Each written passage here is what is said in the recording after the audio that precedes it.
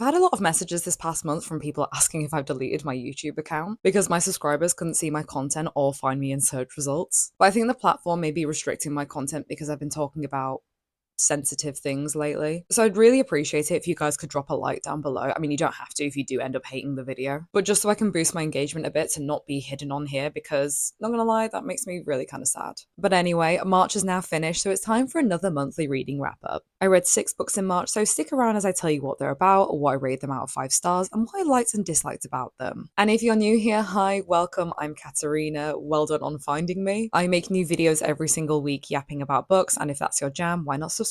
Okay, so kicking off, the very first book I read last month was Death and the Penguin by Andrey Kurkov, and I read the translated version by George Bird. This is a satirical existential novel that's set in Ukraine post the Soviet Union, and we follow a man who lives with his penguin, which he adopted from the zoo, because, you know, as you do. And at the beginning, he starts making money from writing famous people's obituaries. However, he unknowingly becomes entangled in a criminal scheme full of secrets and corruption. The novel includes themes of existentialism, isolation, and moral ambiguity. And starting March kind of mid, I rated this 2.5 stars. Starting off with things I liked, I honestly really enjoyed the fact that this was set in Ukraine, as I'm a quarter Ukrainian myself. I think this did a really good job in capturing these feelings of uncertainty that was in the country during this transitionary period after the Soviet Union. I found that it lightly touched upon the social commentary of this change, which was really informative, but it was still light enough to keep the novel from getting too heavy, but it was also very eye-opening into the country's political climate. I also very much enjoyed the quirky characters here, especially the penguin. I think he was definitely my favourite. And I think it very much captured this notion of just the absurdity of life and the random people that can flow in and out of it. However, I was expecting a little more from this book considering that it was labelled as existential. I wasn't a main fan of the main character. I found him quite irritating because he was very blasé and lazy about everything. For example, he literally just falls into a relationship and ends up adopting a kid without really even questioning whether he wants to. Also, that poor penguin literally got diagnosed with depression under his care, so someone better be calling Peter for neglect. This is also labelled as a dark comedy, but I honestly didn't really find it that funny, but this may be an issue with the translation. I also just kind of found the ending a bit anticlimactic. I was waiting for this big oh my gosh moment that just never really came. It just never really went anywhere, and the first third was exciting, but then after that it kind of just felt a bit of a slog to get through. So as my thirst for existentialism wasn't quite quenched, the next book I read was The Unbearable Lightness of Being by Milan, kundera, and this was translated by Michael Henry Heim. This novel is set against the 1960s Prague Spring in Czechoslovakia, which was essentially a period of political liberalization which ended the Soviet-led invasion in 1968.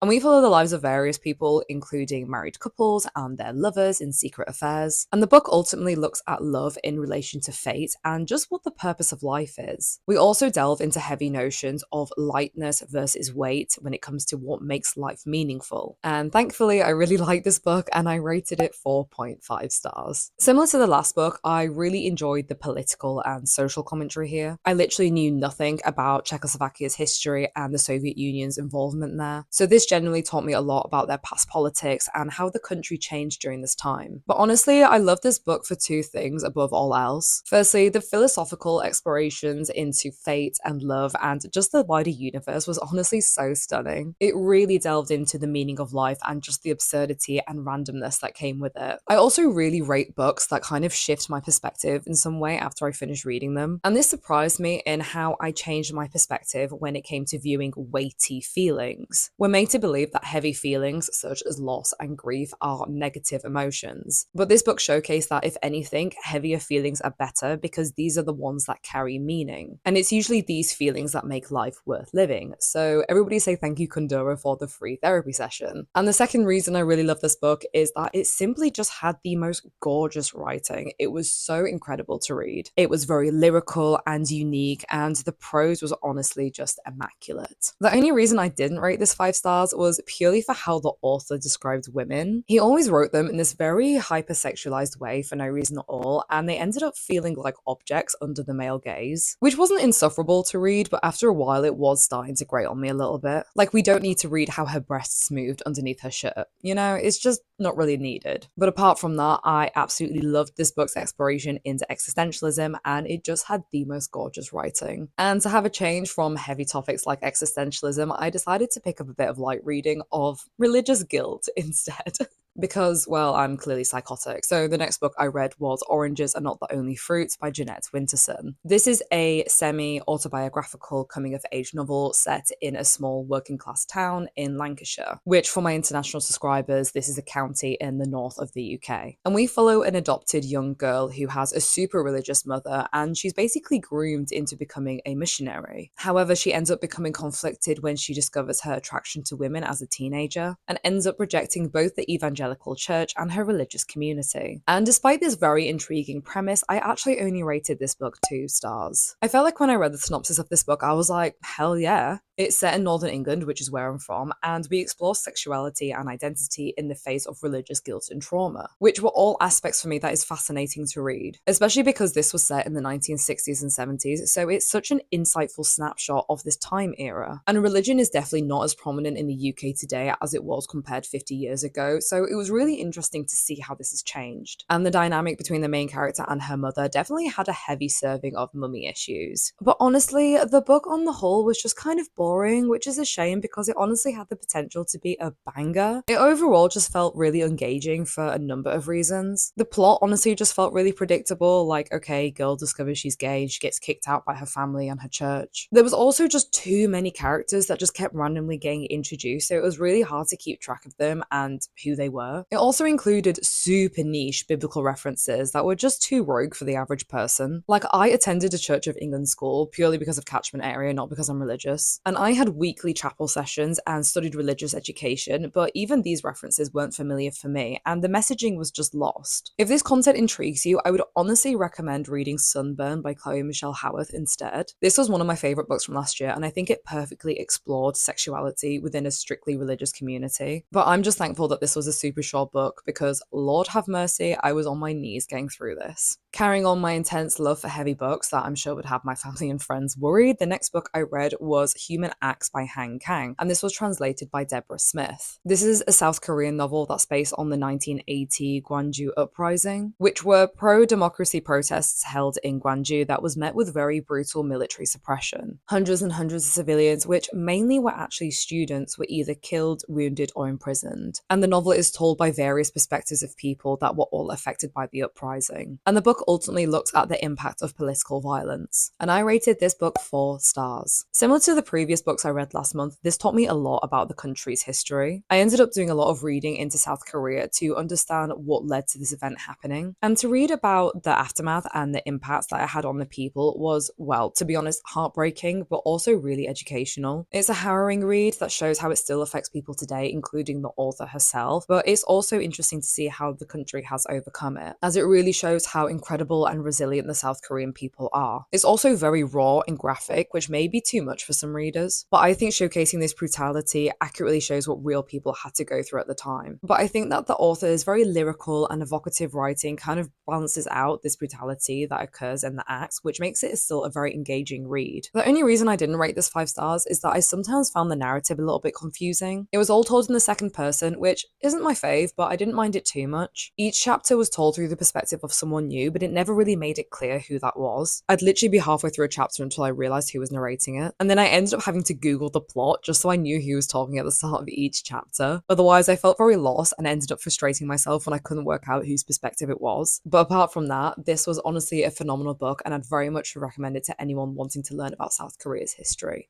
For my next read, this was a book I've literally been excited to read since it got announced last year. And to be honest, I've been excited about the prospect of this book for literally the past 15 years. So I got my hands on it as soon as it came out, and that's Sunrise on the Reaping by Suzanne Collins. I'm not going to be including any plot spoilers in my review because I appreciate this is still a new book that a lot of people haven't read yet. But if you'd rather not hear my review at all, feel free to skip this section. I put video chapters, so feel free just to skip along to the next book. But if you do want to hear my thoughts, then keep watching. So this is a prequel to the Hunger Games trilogy that follows was Haymitch in his youth during his 50th Hunger Games. And this is the second quarter quell, so here the capital has asked for double the amount of tributes, which is 2 boys and 2 girls from each district. And we essentially witness how Haymitch's defiance and victory essentially leads into the familiar character that we know in the trilogy, full of despair and alcohol. And maybe to people's surprise, but I actually rated this book 3 stars, which kind of pained me to do. Because I am not joking when I say that I literally made the Hunger Games books my whole personality as a teenager. I adored the books, I read them multiple times, and I watched the films even more. Haymitch is literally my favourite character in the book, so I was gassed when I heard that this book was coming out. Straight away, I love the fact that we got more backstory into District 12. Characters that were barely mentioned in the trilogy got way more limelight in this book in their youth, which I really liked because you realise how small and connected District 12 is. I saw some people complaining that this was fan service, but honestly, when you live in a small town, you do just end up knowing everyone. I also really like the fact that we got a look into Haymitch's past so we can see the people he was familiar with and the person he was until he turned into a pessimistic alcoholic. I also quite liked that the games were very horrifying and brutal because a battle royale full of teenagers is going to be like that. However, I liked this book, but I didn't love it. I felt like we didn't get any new source material or additional world building in the way that we did in The Ballad of Songbirds and Snakes. Everything felt very recycled, and honestly, things were becoming quite predictable because it had the same cookie-cut formula that the rest of the books had. Not only did the plot follow the same recipe of starting off with the reaping, and then training, then the games, then everybody goes back home miserable, but none of the characters felt original because they all seemed to be like copies from the characters in the trilogy. For example, Haymitch and Katniss, Sid and Prim, Luella and Rue, Maisie and Joanna, like the list just seems to go on. Also, with The Ballad of Songbirds and Snakes, I felt like there was literally a cliffhanger in every single chapter. Like, I could not put the book down. There was just so many twists and turns. Whereas here, I was waiting for that massive plot twist moment that honestly just never came. But to be honest, my biggest grievance with this book was that I actually created plot holes in the original trilogy. I'm not going to say what happened, but when filming in the games, the game makers left out certain bits of footage for the rest of Panem not to see. But then I felt like this created huge plot holes in the trilogy because it's like, okay, if they could cut out things back then, why didn't they cut out things that Katniss and Peter did that obviously made the capital look bad? It just didn't really make sense to me, and I felt like it honestly undermines things that happened later on in the series. Overall, though, I still really did enjoy the book. It was just a fun read as someone who is a diehard fan of the trilogy, but I was honestly just expecting something a little bit better. Maybe I am judging it too harshly, but honestly, I feel like that's what just happens when you're a really big fan. You kind of just put it to a higher standard. And finally, the 6th and final book I read last month was Acts of Desperation by Megan Nolan. This book follows a young woman living in Dublin, Ireland, who is essentially in a toxic relationship with an older man, who is emotionally unavailable, still hung up on his ex, and the world's biggest gaslighter. However, she has her own bag of complex issues, including battling an eating disorder and also having a vast array of identity issues. And this novel is essentially a deep dive into notions of identity, dependency, and vulnerability in destructive relationships. And I rated this book 2.5 stars, so I both started and ended March on a mid book. Starting with things I liked, I usually enjoy books written by a very messy and self-destructive woman. I like that it rejects the idea of women being perfect and having it all together and showing how flawed we can be instead. I was particularly impressed on the commentary on eating disorders and alcoholism. It felt very real to me, especially regarding the obsessive nature of it. Like, the main character hates having both conditions, but she literally just can't stop them. I also very much enjoyed the commentary on the sort of awful, artsy, gaslightery, pretentious men that seem to think they're above it all. Maybe it's because I have met so many of these type of men since moving to London, and I can confirm that they are the worst. However, I just felt like there was literally no productivity in this novel, so it just lost steam very quickly. The main character kept putting herself in these same toxic situations, so it became very repetitive and frustrating. And there was literally no development in the plot until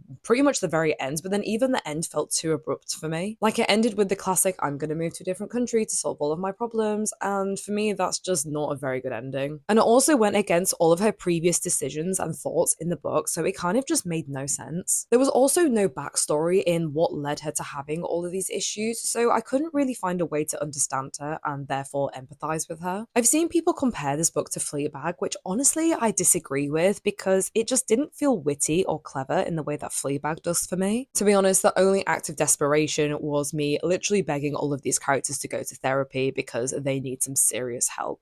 And on that note, those were all the books I read in March. And like with my other monthly reading wrap-ups, I'm going to give you a quick minute rundown of my past month. So I actually started this month off by visiting home back in Yorkshire because it was a couple of my friends' birthdays. And to celebrate, we went to Leeds to do the Otley Run, which is a famous fancy dress bar crawl that the north of the UK has. Me and my friends dressed as cowgirls, or cowboys in my case, which was very fun and silly. And after that, I came back to London, which was honestly way more enjoyable as the weather has recently been so nice. I feel like spring has finally arrived as I haven't seen blue skies literally since September. This has also just been a really tiring month for me. Firstly, work has just been crazy and I've just been going in the office a lot to get stuff done because we've had loads of events and deadlines this past month. But also my old flatmate moved out, so I was helping her move a lot, which was physically tiring, but also my new one moved in, so the flat has just been a constant mess for the past month. However, it was also my birthday, so I had a super fun weekend celebrating with my friends and family. I still can't believe I'm 28, what the hell? And now I've literally just come back to York again because I wanted to celebrate Mother's Day with my mum. In case you're wondering why I'm not in my usual backdrop, I'm actually in my childhood bedroom. In terms of films, I actually didn't really watch that many this month because I've been super busy, but I did see Mickey 17 in cinemas, which was so much fun. I absolutely adored it. And I also watched Moana 2. That was like the first film that me and my new housemate watched together, so that was really fun and cool. And there you have it. That was my March. How was March for you guys? Let me know whether personally or what books you read last month. I'm really intrigued to hear in the comments below. If you like this video, please drop a like down below. As I mentioned, I'm really trying to boost my engagement again, so this would really mean the world to me, but you don't have to if you genuinely didn't like the video. And if you're new, please subscribe. I make new videos yapping about books every single Tuesday. Feel free to also follow me on Goodreads where I update what books I read in real time, and also feel free to follow me on Instagram. I post more personal stuff on there, but I also post books when I finish reading them, letting you know what they're about and also what I rated them out of 10. And I will hopefully see you in the next one. Thank you so much for watching, love ya, and see you next time.